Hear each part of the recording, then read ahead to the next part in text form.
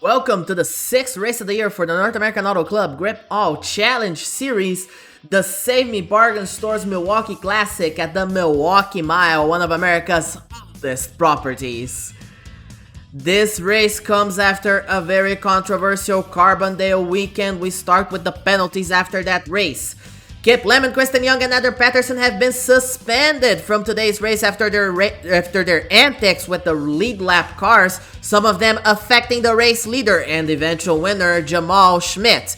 The 14 and the 200 were not entered this weekend. They were not able to find a replacement for those two, but Tegan Robertson, teammate to Kristen Young, will start the number 33 car.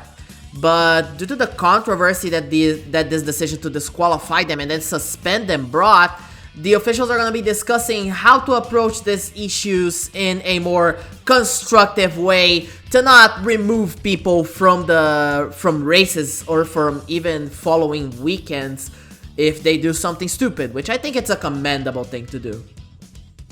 Of course, the apart's boycott on the round of Alabama has continued to ripple upon the North American Auto Club as teams have been approached by the PCC Cup Series officials to run or to even be entering drivers and cars in that race, but the entry lists for the round of Alabama have yet to be finalized. We do not know what's gonna entail. And in the meantime, the battle for the championship, Lucy Martin and Rebecca Pellerin have been trading the championship lead over the last few weekends in New York and Carbondale, and there is no prospect of this battle ending so soon. Now let's take a look at the starting lineup for today's race. Starting at the pole is race winner of Carbondale, Jamal Schmidt. Alongside him, a very big surprise, Lexi Percy, one of the part-time drivers for HQS Racing. Boyd Abbott, Rookie of the Year contestant, starting alongside Corbin Dempsey. Caitlin Richler, bouncing back from a few lost weekends, starting in the 5th spot with Mac Henley starting right on her outside with Joy Torkson, Brett Finley, and then the top two in the championship, Rebecca Pellerin and Lucy Martin, rounding out row number 5. The weather right now is as best as it could have been, 59 degrees on the air, 79 on the track. Winds are fairly weak, the forecast is cloudy, but doesn't look like we're gonna have the threat of rain. This race is gonna be 99 laps, 99 miles. We do expect a single pit stop for this race, but if you're able to save it, you might be able to gamble it. This is gonna be something very interesting that we're gonna have to wait upon. Now let's go trackside for the start of the race.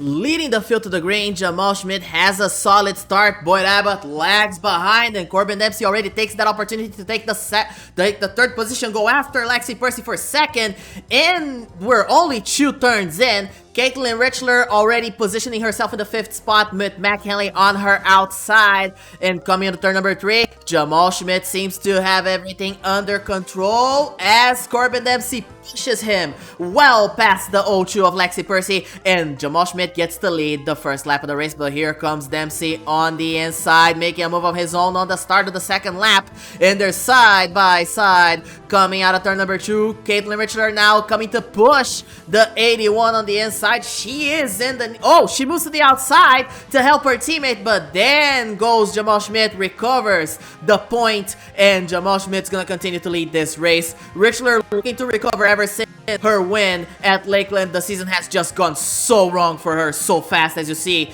Rebecca Pellerin and Lucy Martin fighting. They're both in 6th and 7th as they go by the number 2 by lap number 7. Here comes the 81 of Corbin Dempsey on the inside of Jamal Schmidt with a push from the 0-2 and the 0 of Torkson. Torkson, who is rumored to be taking one of the cars when apart boycotts the round of Alabama. He's been rumored mostly due to his super speedway experience. He won the last 2 super speedway races in the North American Auto Club. Corbin Dempsey now leads the way with Lexi Percy running in 2nd place. 3rd place now Torkson, 4th place Schmidt, 5th place Pellerin, 6th place Barton. Tegan Robertson, substituting for Kristen Young, is currently running in the 30th position. She's beating Lucas Calhoun, who is in a superior car in relation to hers, but other than that, not a factor at all, as Rebecca Pellerin making the move on the inside of the 0-2 of Lexi Percy. There goes Pellerin for the second spot, and there goes Pellerin for the point. And Rebecca Pellerin about to take the lead on turn number 3 on lap 18. Rebecca Pellerin, new race leader, as Lucy Martin having a look-see at the 81, and there goes Martin making her move on the inside. Dempsey sees it coming, blocks it, and now Martin's gonna have to work harder to get through. It's gonna take a ride on her. And 22 laps in, there she goes on the inside, turn number 2, coming out of turn number 2. There goes Martin for the second position, but now she's gonna be under threat from the number 0 of Torkson. Torkson charging forward. And there is Torkson on the inside. 1 lap later, Ruby Carson appearing up there in the battle. And this is going to turn into a very interesting situation because Rebecca Pellerin is zooming away. And you have this 5-car pack where no one can really decide who's going to be the point man and pull everyone, as Torkson and Ruby Carson now are battling for the second position. Lucy Martin taking a little look-see there, and there she goes on the inside of the 0. She takes the 4th position. Now she's chasing down 3rd position. Now she's chasing down the 77 as Jamal Schmidt started to fall behind, and he's lagging behind as Ruby Carson gaining on Rebecca Pellerin by the time we reach lap number 31. And now Ruby Carson running in the 2nd spot, battling with Rebecca Pellerin. This is going to be very interesting as coming to the inside on lap number 33. Turn 2 is where most of the passes have been happening in this race. And Ruby Carson, new leader. And Boyd Abbott, lap 38. This is not what he wanted. And he has a problem in the engine. He's gonna lose a couple of laps, and this is absolutely disastrous for him. As Lucy Martin now fighting with Ashley Richardson and Joy Torkson, she drops down to the 5th spot. And this is not the best result for her, given Pellerin's in the lead, but she's still in the championship lead. She blows up! She blows up on lap number 44. Your championship leader is out of the race after a 3rd place finish in Carbondale. As you see the whole field passing by her and just building this huge gap. And then she gets hit by the 38 of Alessandro Nolan. And that's our first caution of the race. She's on the apron, and Nolan just didn't seem to avoid him as you take a ride with Luke Pellerin. Boyd Abbott's the biggest gainer in all of this. He takes the lifeline. And as you see, most of the drivers choose to pit. But look at that. Ibeka Murata stays out. Ronnie Samples staying out. Lexi Percy, Connie Brooks coming in. As you see, race control summon Ollie Sandel Nolan. That's a pretty weird move. Blake Chandler in. Ryan Faulkner in. And Thomas Tucker also in. And you see Jamal Schmidt, Luke Pellerin both falling off the wagon right now.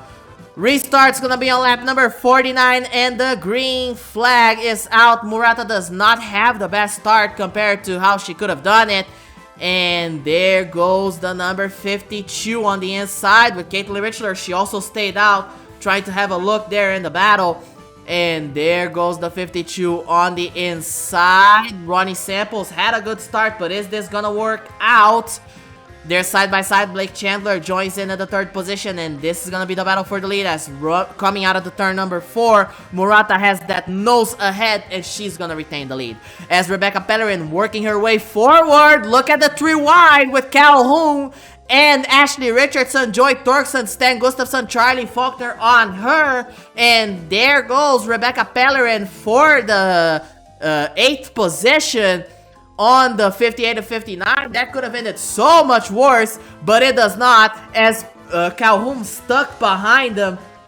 This is gonna get really dangerous for him as he's falling behind everybody just going through, and Tegan Robertson's race is done. On lap number 55, the engine blows up. She's out of the race.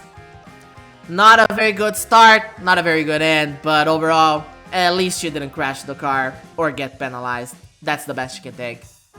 As you see, Ronnie Samples on the inside of the 03 for the 2nd position. Rebecca Pellerin and Joy Torkson are right there, stalking the 7 and the 03. There goes Torkson on the inside of Pellerin. Corbin Dempsey stuck behind Thomas Tucker, trying to work his way forward with Kirk Jones. They make contact, and Tucker goes around. McHenley goes around. Tucker saves it, and Dempsey does a 180, and he's facing the wrong side of the track as Ryan Faulkner Burgess back in front of the 2 Luke Star cars, and then Riley McKee and Mega McDonald have a contact in the whole panic. Someone merged wrong there, and all 5 of these drivers were called to race control. Oh! 89 and 88 made contact. One of those two should have not dove in there, and both were called to race control. But now both Pellerin and Kate Taylor have damaged cars as Hibiki Murata pits from the lead. I think she's not being able to save enough fuel, and in the meantime, Torkson's reporting a vibration, and there's something definitely wrong with the car. The crew calling him in, but he's saying he can deal with it. He's saying he can deal with it. We're gonna have to see if that's a smart decision, because you don't want to have a vibration from the lead. The car just blows out on you from the lead on a restart. That's the worst possible thing to happen if you're the leader. But Torkson staying out. Lap 65, 35 to go. Green flags in the air, and he has a slow start. Pellerin and Chandler blaze away. Carson's gonna do it on the outside. Looks like she's side by side with him. But now Rebecca Pellerin and Blake Chandler are off in the first 2 spots, and they open a big gap. Ruby Carson finally goes through on the outside of the back straight away, as you see the 0 just drop behind and hold that entire inside line. Ashley Richardson and Lexi Percy on the outside go through as well. Pellerin opens a little bit of a comfortable gap over Chandler, and that is fantastic for her. She just needs to keep it steady and bring it home. As Carson running 3rd, Richard running 4th, and Torkson now moves to the outside, and there goes Samples, Gustafson, and Brett Finley on the inside. Kelly Ashcroft, Mac Henley join in, and Kirk Jones is stuck behind the 0. That's not a good result for Jones. Jones is named to score points pronto. Overall, he's been completely ignoring the controversy the Overton Motorsports team got themselves with at with a parts boycott. Them being the most vocal team out of them in the lower levels. Most of the trucks and lights teams have tried to stay outside of it. As you see there, Lexi Percy making a move on the 58 of Ashley Richardson, going after the 03 of Blake Chandler on the inside for the 2nd spot. Percy right now the fastest car on track. But back to Kirk Jones. Jones has stayed out of it, hasn't commented on that part. He has said that the decision comes from Paul Overton, does not concern him. Lap 75, Pellerin, Percy, Richardson, Carson, Finley, and Chandler rounding out the top 5, and you see how far they spread away, and this has been pretty much spread out, been safe for most drivers, as Percy has been slowly catching and gaining on the 27, and she's right behind him. 15 of Brett Finley, 99 of Kelly Ashcroft battling for the 4th position, as Chandler has fallen to the 7th spot, as Kirk Jones has worked his way back into the top 10 after getting away from the number 0, and now Kirk Jones, one of the fastest cars on track. It's him, Chandler, Carson, and Samples finishing out the top 10. As you take a look at the rear end of Rebecca Pellerin, the 02 is stalking. The 02 is stalking. And there's only 20 laps to go, so Pellerin's gonna need to hang on. She is losing a lot on the turns, but gaining a lot on the corner exit. Given this is a mostly flat track, she's gaining a lot. As you take a look at the expansion cars currently running 24th, 25th, 26th, despite being involved in that little mess on the 2nd caution. Kate Taylor running in 26th. Better than what Luke's running, but worse than what Rebecca's running. As in 28th place is Joy Torkson with that vibration. He fell from the lead to 28. I think he's kicking himself because he can't pit anymore. Luke Pellerin currently running in 29th with that rear end damage. Lucas Calhoun just... that team just missed the setup because he dropped to the rear so soon after the race start. It's been disastrous. But looking at the front of the field, Percy and Pellerin are battling, but look who's gaining ground. It's Ashley Richardson, I think that's Blake Chandler. No, it's Kelly Ashcroft with him, and right behind him is Brett Finley. and this is getting very interesting. We might have a 4-car battle for the win, as with only 7 laps to go, the strategy does not work out. Chandler does not save enough, and he has to pit, and he's gonna lose a lap and fall to the back of the field. This is a big blunder by the Zactec crew. They thought they were gonna be able to save it enough. They were unable to do it. And with under 5 laps to go, Lexi Percy and Rebecca Pellerin fighting. But then, look right behind those two. It's the 58 and the 99. So it's 2 Chevy branded cars and 2 Ford badged cars. As Ronnie Samples hasn't been able to save also. Caitlin Richard hasn't been able to save as well. And those 3, Chandler, Samples, and Richler, are gonna drop all the way to the rear. And this is a disastrous result. With 2 laps to go, Brad Philly joins the party, but it will not be enough to affect the finish as Rebecca Pellerin, shaking off a hard-charging Lexi Percy, will get her first win of the year here in Milwaukee. For the first time in a little while, Rebecca Pellerin comes out on top. Lexi Percy finishes in second after a late race charge, with Ashley Richardson closing out in third place. Kelly Ashcroft, a very good fourth place for the defending series champion. Brett Finlay brings a solid fifth place, with Kirk Jones, a former series champion, as well in sixth. Matt Henley, another champion, in seventh. Ibiki Murata, the top rookie, in eighth. Pitting on the second caution was the correct call, as it turned out in the end, with Sten Gustafsson, the Swedish driver, and Thomas Tucker closing out the top 10.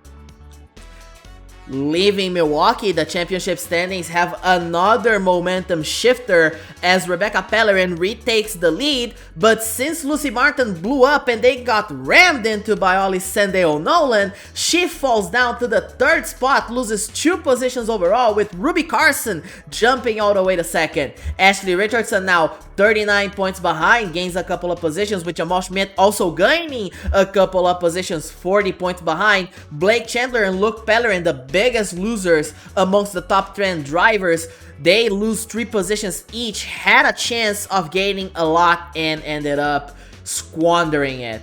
As Thomas Tucker makes his way into 8th place, Connie Brooks oscillates to the 9th position, and Ibiki Murata joins the top 10 to make it 2 rookies in the top 10 positions in the standings. In the Rookie of the Year power rankings, Blake Chandler continues to lead very strongly, but Ryan Faulkner now is falling under threat from Murata, and Boyd Abbott starting to slowly get those gears cranked up, but it's gonna take a while before I think we see him hit overdrive and become a contender for it. But in the meantime, Peter Johnson, Andrew Atwood, Charlie Faulkner, Creeper Stevenson, Jenny Irving, and Kip Lemon close out the top 10 rookie standings. The next race for the North American Auto Club will be at the Bull Ring at the Twin Cities, and it's gonna be the Dale Pad Transmissions 150 on a Friday night, first Friday night race of the season. I'll see you there.